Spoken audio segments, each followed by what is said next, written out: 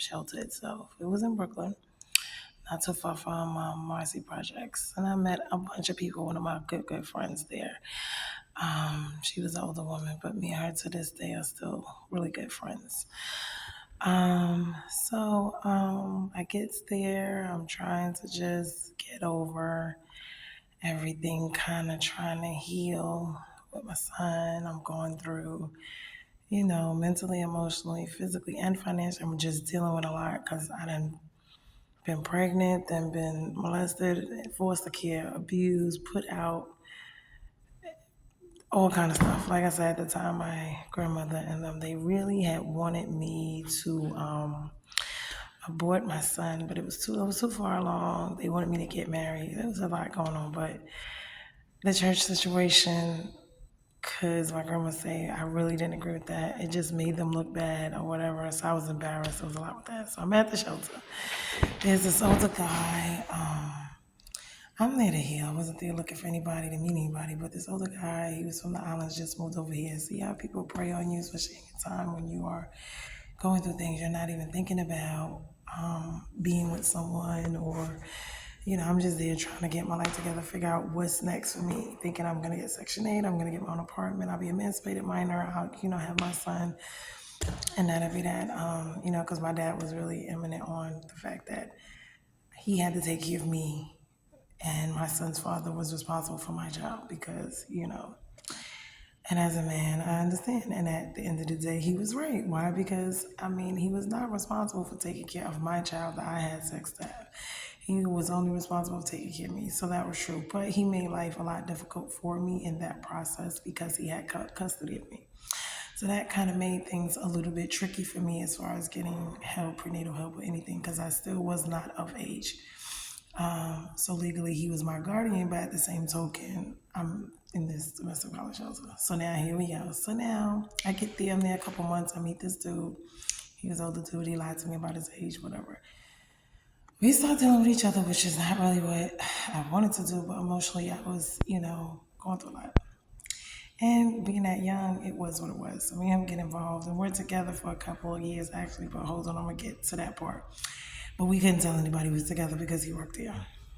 He was actually a security guard working there, and he was way much more older than me, which I don't agree with. I do not agree with older men dating younger females or younger people. And the reason that I don't is because at the time, my mind was, I knew things mentally and emotionally, but not as much as he did. So he had more of an advantage than I did, okay? And this is why I say when it comes to young girls, please, these older men love to play games with your mind. You can be older, and a lot of people are older, but then they're not mentally mature as well. But if you are a young girl or a young man and you're dealing with older people, just know that they're manipulating you and they're playing games with your mind. Things are not always what they seem to be. And that's why they chose you. It's not necessarily because you're the most prettiest and the most best looking and all of that. That has nothing to do with it usually. Usually it's about manipulation, but I'm going to get there to that point. Okay. So I'm there, and then they tell me that I had to, what was it they told me? Well, I wasn't old enough to sign a lease. So now I either had to go to Covenant House or Job Corps. I was so devastated. Now I had been there a couple months. My birthday came and passed. I'm 17 now. So I literally, because if not, they were going to take my son. It was a lot, going on. So I agreed to go to Job Corps, which was one of the best things that I could have did in a sense for that time frame, but it still kind of did some things. So the few months I'm there, I'm dating a dude.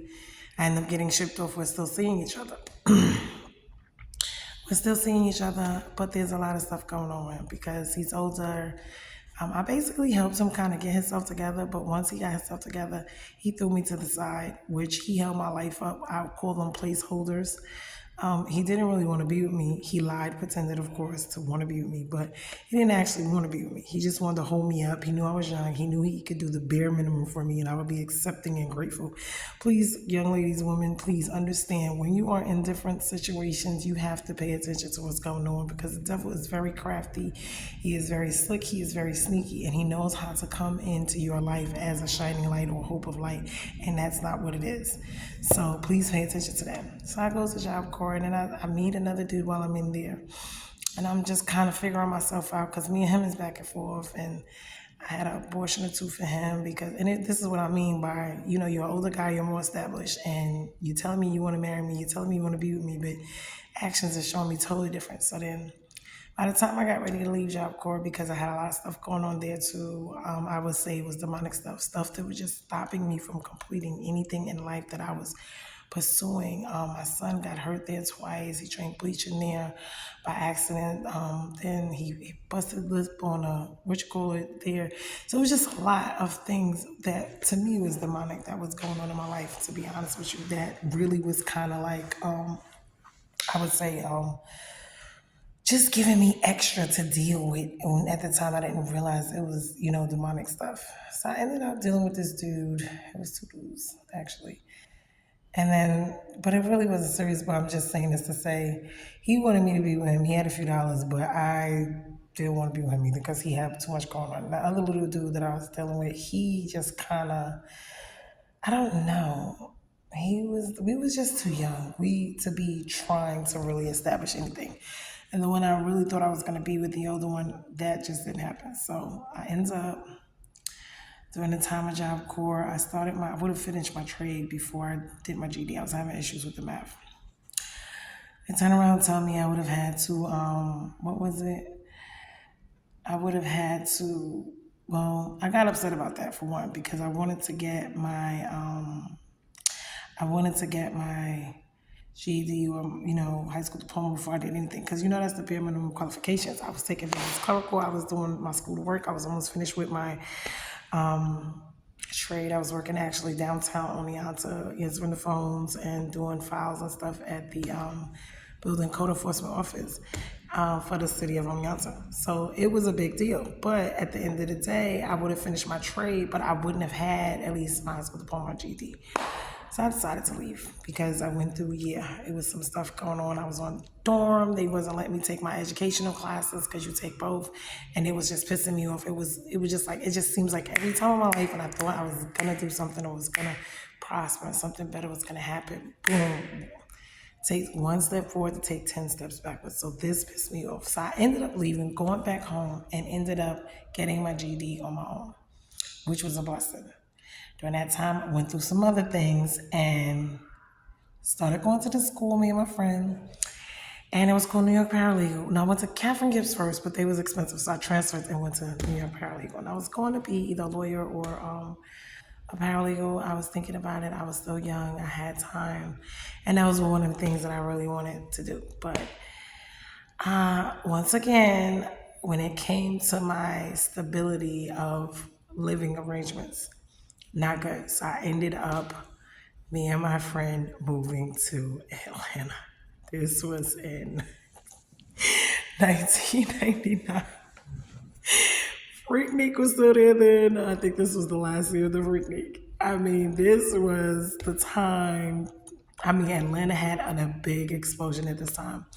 So I think I was just 18 or something like that. We packed up and we was just like, boom, we are gone. We are out.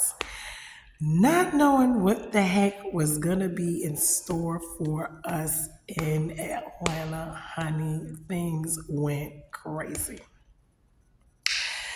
I think I'm trying to figure out if I should go further into the Atlanta story, how we got there. Basically, we took a plane down there. She had her son, I had mine. We had arrangements with my other sister and a cousin to kind of get up and do some things. But that kind of didn't work out. I ended up staying with my half sister. That didn't work out. And then I ended up going with my cousin downtown. And honey, that was hot. My cousin had us put out literally, when they talk about putting you out. I remember when I first got down there and I used to see all the people put out, right? Being from New York, you don't experience this. Child, I used to see people furniture like whole housing apartments on the curb, and I'm like, why is these people's stuff out? Why is this people's stuff? So this many people be moving. Child, when they came, I was living in this building.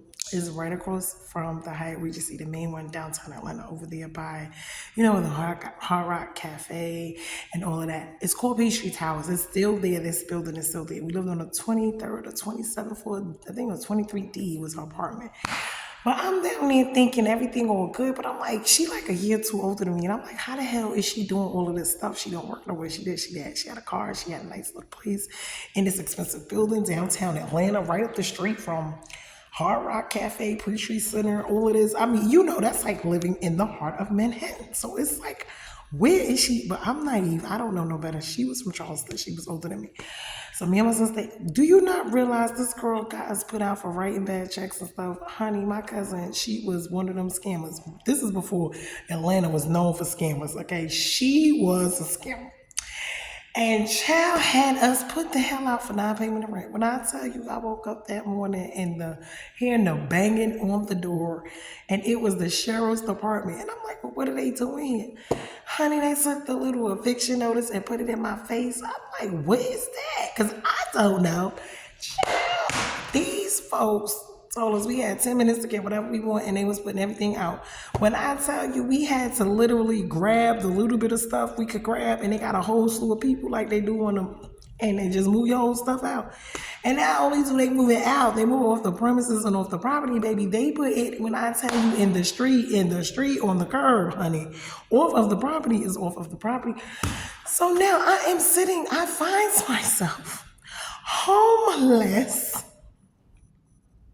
And I would say this is more than one time because it seemed like my whole life was a Jesus story where I was homeless everywhere I was going.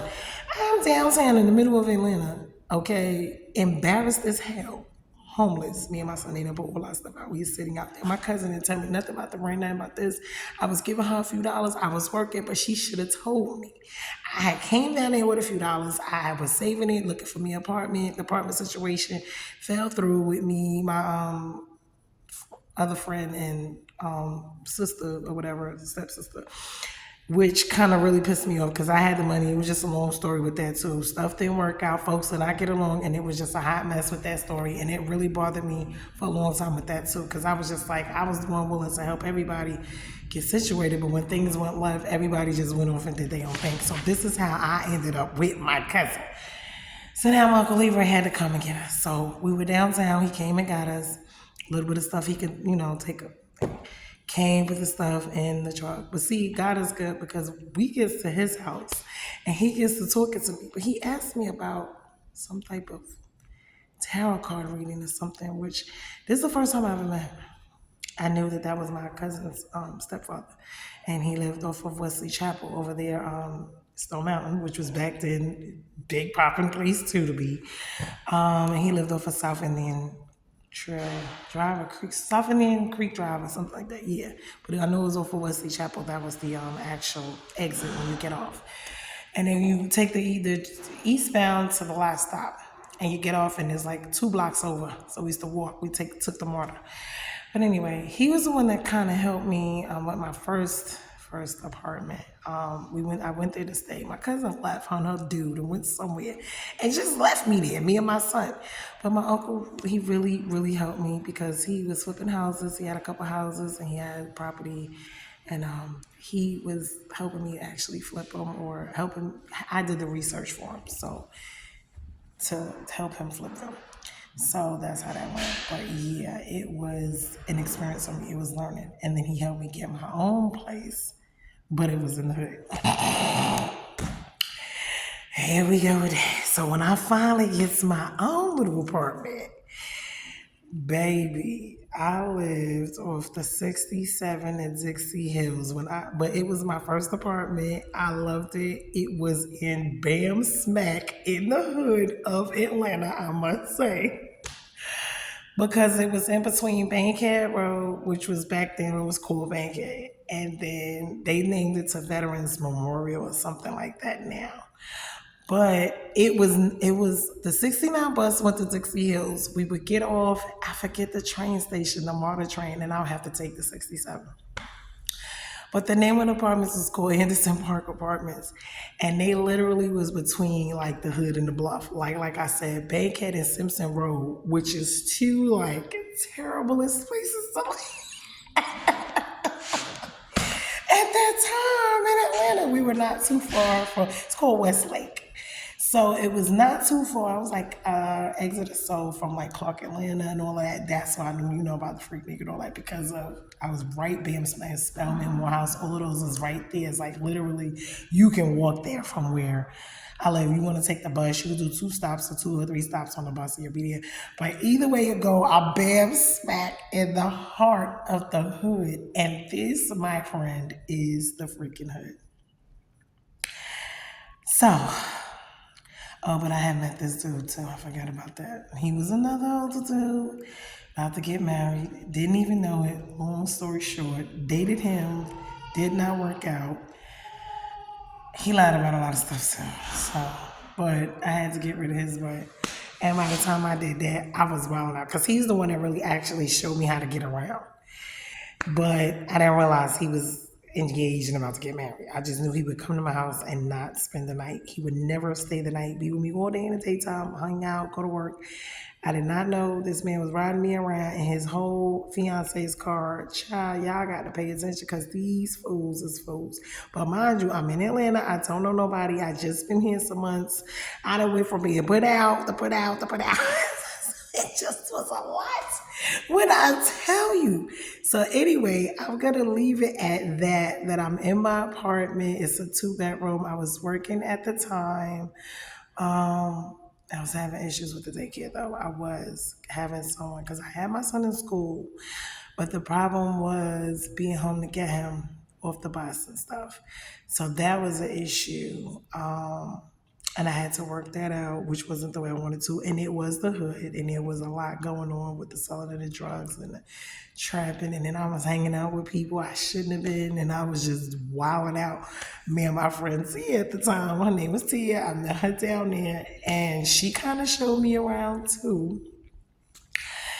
But she was from Jersey. So being that she was from Jersey and I was from New York and everybody was from down there, of course, when you move different places, people know you're not from down there. You don't have to tell them. You walk it, you talk it, you look it. They know it.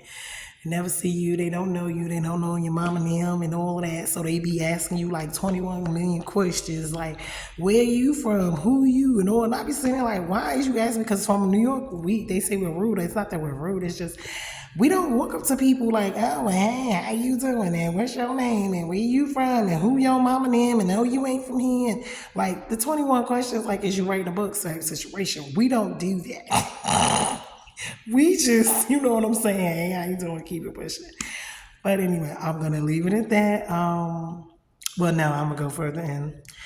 By the time I finish with this part of the story, child, I'm going to be pregnant at this point with my twins, which was a whole nother situation, which I was not expecting, which was pissed me off, which was what my son was about 4 or 5. Yeah, he about 5, 6. That summer when I brought him up here to New York, honey, met up with my old friend, went back, was wilding out, was just acting a fool because I was angry with myself, angry with men, angry with my life, angry about everything. And then didn't think I was going to get pregnant. Didn't think I would have any more children. My son at this point, like I say, about 5 or 6 years old because he's like 6 or 7 years older than the twins. So it's like, when I found out I was pregnant, I was totally depressed because not only was I was pregnant with twins, y'all. So now here we go. I'm just starting to this was a mess. And this is around the time of the Y2 bug or whatever. Because, yeah, I think I left from down here in 2000. I got down here in 99, August of 99. And I left August of 2000.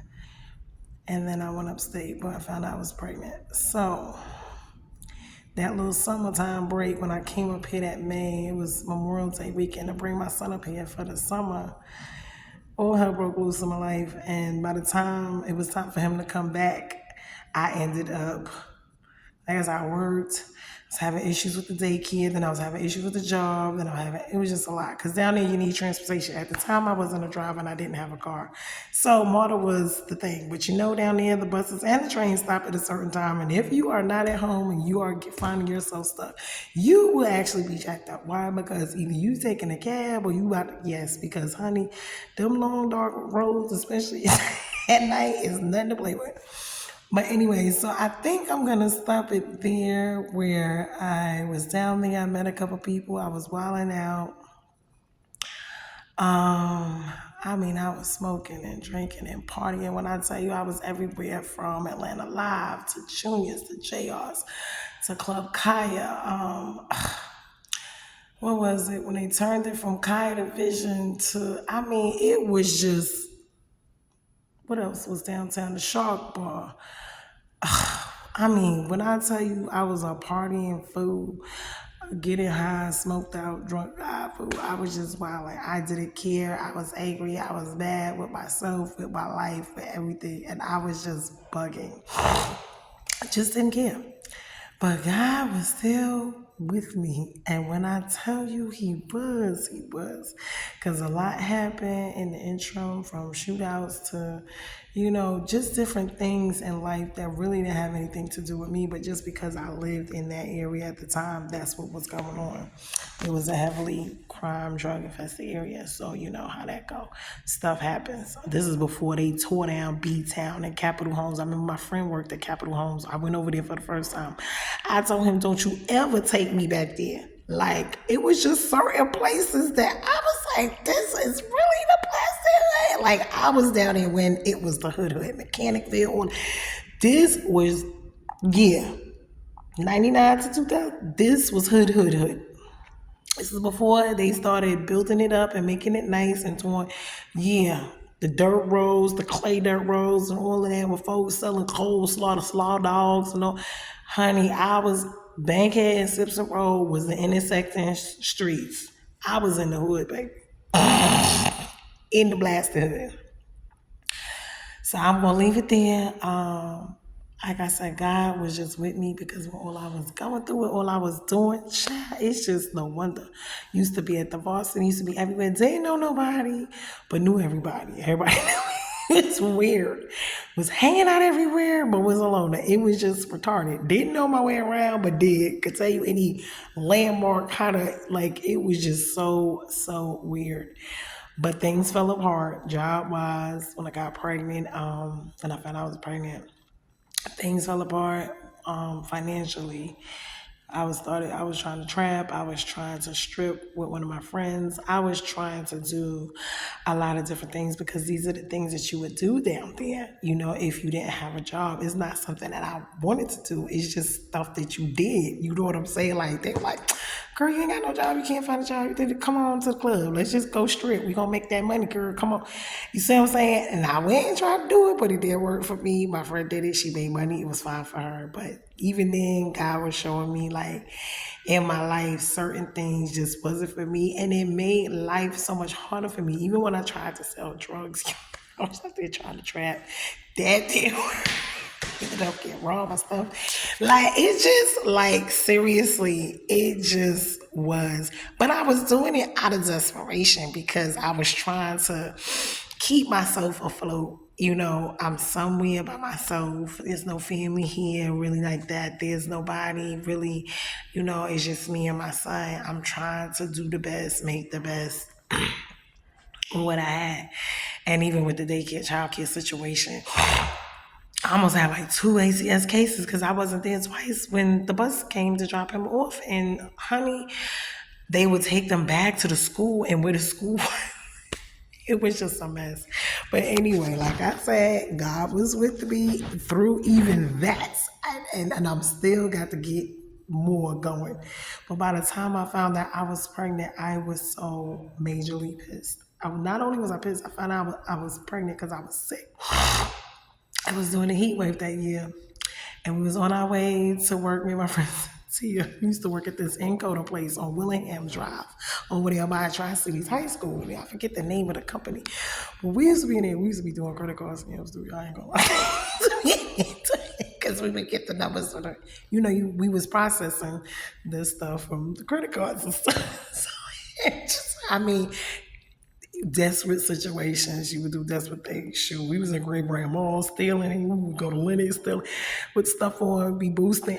Just a lot of stuff that was like terrible. Like, no, girl, what is you doing? Why is you?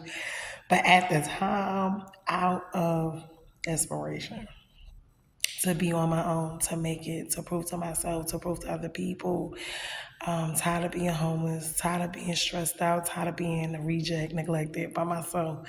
Ain't got nobody, no help, nobody's there, whether it's, my emotional support, my mental, my physical, my financial. I was just always on my own. So people are like, oh, she's a go-getter, she's a this, she's that. And yes, that is true in a lot of cases, but you do that when you do not have a choice, when you do not have a support system, when you do not have stability, whether it be from family, whether it be from friends, whether it be from your job and your security in that, whether it don't matter. And the sad part is, let me tell you about the company that I was working for. Them niggas ended up getting charges like, I was like, for fraud, embezzlement. I said, went to work one day, went to work the next day, and the whole company was gone. I said, what the heck? This is the type, and Atlanta is known for stuff like this because these people will open up a company on you and they will be a whole total scam, I must say. Okay? Mind you, these people supposed to pay you your money. Mind you, don't work there. Mind you, they have all your information, your social, your this shit. Listen here, let me tell you, about that boy too. And you would never think you were like, what the hell? And didn't get my last paycheck. None of that. They was under investigation. Something was going on. Like I said, I will not mention these companies' names because, right? But anyway. So I'm going to end it at, I found out I was pregnant. Not only was I pregnant, but I was pregnant with twins. Like I said, I was on my way to work. I started throwing up. I'm like, what is going on? So I'm like, T, I'm not coming in today. So I hit the boss up, let them know I wasn't coming in. I go down to Grady. Child, why I go to Grady and them folks tell me I was pregnant. Not only am I pregnant, but I was pregnant with twins. I'm in there throwing up. When I tell you I was dizzy, throwing up, it was hot. I'm saying like, I don't fucking my pregnant. Like, I was on the shot. Mind you, I was on the depot. I was on the depot when I moved down there. I was supposed to got another one because, it's every 3 months. But then my cycles was not regular. So I'm like, what the hell? Then on top of that, I'm wearing condoms. I really didn't have a man like steady somebody. And it's just like, see, God be just throwing monkey wrenches all in your life to slow you down, to stop you, to make you sit down and stop doing all the foolishness you're doing. But I'm going to leave it at that. I ended up pregnant.